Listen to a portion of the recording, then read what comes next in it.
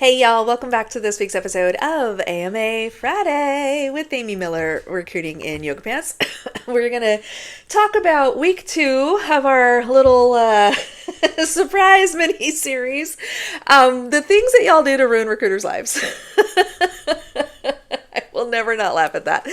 Okay, so last week, in case you missed it, go check out that video. We kicked this off with introducing 3 things y'all are doing to mess up recruiters' days and what this recruiter thinks y'all should do about it. All right, so last week we tackled about doing research before you get on a call with a recruiter, so understanding the company. This week, we're going to dig into relocation. So here is another quote straight from the bowels of the internet. A recruiter said, true story, "If I ask if you're willing to relocate, it's not enough to say for the right opportunity." Oh, really? Well, here's what I say to that. That is a perfect answer to the question because, frankly, you don't know enough about the role to confidently say, oh, heck yeah, I'm ready to get a U-Haul, let's go. Now, let me remind you, just like I did last week, we are talking about the first conversation with the recruiter. We have not interviewed. We have not gotten so far into the process that we are ready to start demanding answers from you. We are talking about the first conversation. Everybody calm down, okay? Just breathe. Okay? Now, I will say I understand.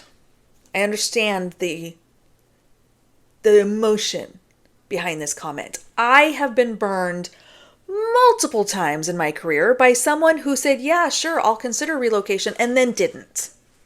People change their minds. People get more information and go, ugh, no, actually not for me, right? And that's okay. The first conversation with a recruiter is a fact-finding mission on both sides. The recruiter's job is to make sure there's enough goodness, enough fit, enough information to be like, yep, we want to learn more. And the job seeker's job is to get enough information from the recruiter that you can decide, is this worth investing in? See, here, let me tell you, if there is one thing I want recruiters and hiring teams to remember above all else, y'all are getting paid for this. All of this emotional labor and mental work that you're putting into these conversations and preparing and researching and doing all the things, y'all are getting paid for it. Guess who's not getting paid for it? The candidates. They are doing the same research, work, prep, all the things in hopes of a paycheck. So when you think of it through that lens, and I hope that you do, you might be a little more forgiving on some of these silly little nuanced topics. Okay, just like last week, I'm going to break this into 2 areas. I'm going to give you some recruiter advice, and I'm going to give you some candidate advice, okay? So for a recruiter, I get it. You may have been burned by people, not relocating or promising to move and they don't move or they won't move or whatever. I get it. We've all been there. Here's how I want you to pose the question, okay? Hey, just to confirm, this role sits in this area. We've explored options around remote work or alternative locations, and I'm going to be very transparent with you, not an option. If we move forward with this role, it is going to be with the assumption that you are okay to relocate. That said, I also understand that both of us are on a fact-finding mission right now. So, based on what you know so far, and understanding that this role will require you to move to this area, does it make sense to take the next step? It's a yes or no answer, friends. Does it make sense to take the next step? Not will you relocate, not what would a good opportunity look like? We can get into that question for sure. Based on what we know so far and with the full and completely transparent understanding that you will have to move, does it make sense to take the next step? If yes, great. Let's schedule an interview. Let's do the thing, whatever. I'll send your resume to the hiring manager, whatever. Okay? That's totally fine. And document that. Now, the other kind of continuation of that, start probing a little bit. So what would you need to know before committing to relocating? Like what are the top 2 or 3 things that must exist for you to take this job? Now you're starting to unpack those buying signals, right? Now you're starting to one of my favorites of all time, I was really nervous about asking this person to relocate, right? Because they had a phenomenal background. Manager's super excited about the resume, and they'd lived somewhere, like their whole resume was this other state, very far from where we are. And started, kind of probing, right? And asking those questions and, what would it like, what would be the motivator for you to move? Like you've been pretty embedded in this area for a long time. And, have you talked with people in your life who might be impacted by the move, things like that. And it came out that this individual and their spouse grew up in this area. And their entire extended family on both sides was all over this metro area. And that was actually one of the drivers. They're like, yeah, actually, I'm intentionally looking to get back for these reasons. Love that for me, right? And now again, this person's marital status and family status and all the things, none of my business, had nothing to do with the interview process, did not impact the interview in any way, but it gave me a very clear oh yeah, relocation is not a problem, right? So everybody's at ease. We're all taking a, sigh of relief, and it ended up working out beautifully. They got the job. They relocated. It was wonderful. So yay, love a happy ending. There are other individuals who are never been there, never thought I'd go there, but you know what? I'm coin operated. Give me $500,000. I'm there. Got you. We can do that. Maybe you can. I don't know. Maybe not. That's a lot of money. But you start teasing out these motivators, and then you get to have a really honest conversation with yourself, with the candidate, and certainly with the hiring manager. Is this feasible?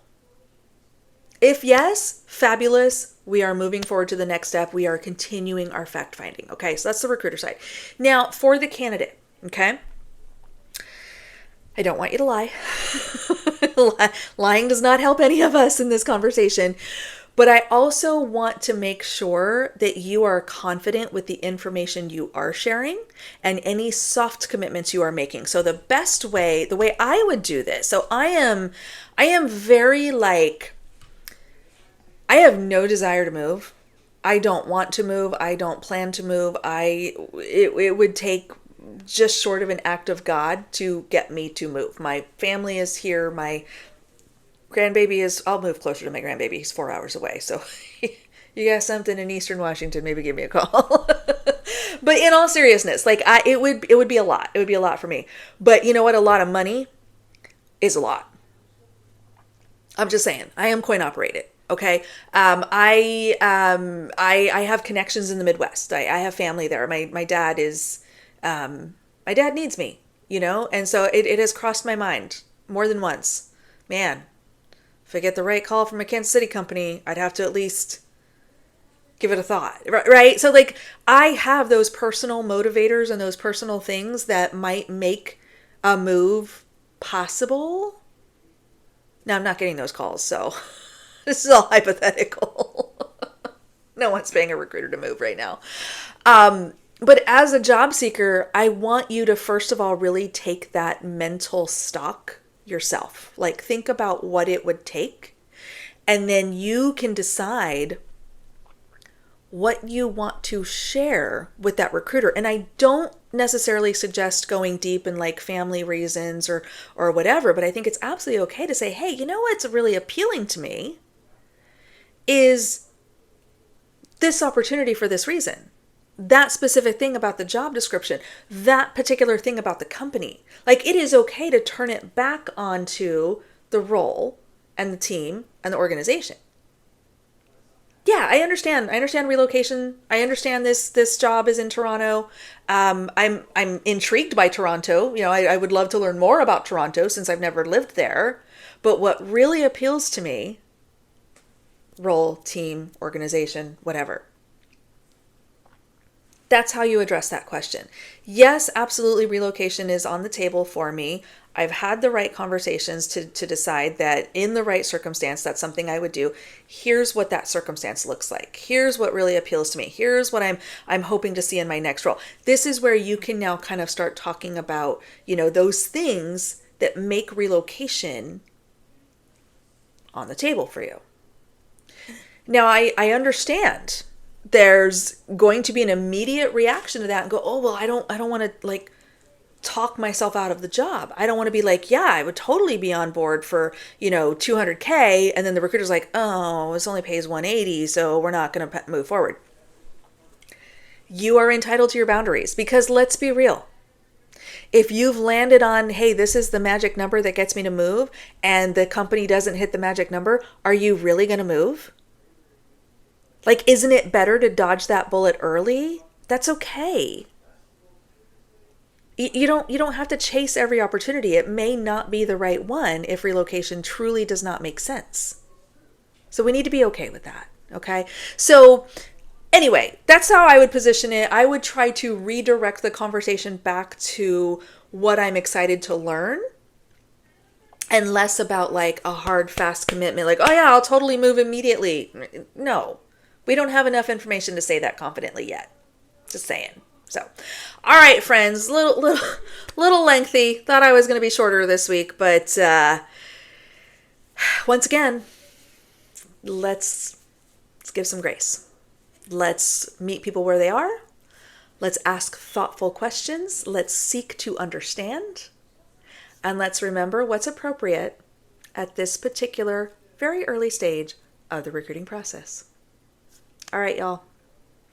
Come back next week. We will close it out with our third thing y'all do to ruin a recruiter's life. Salary expectations. See you then.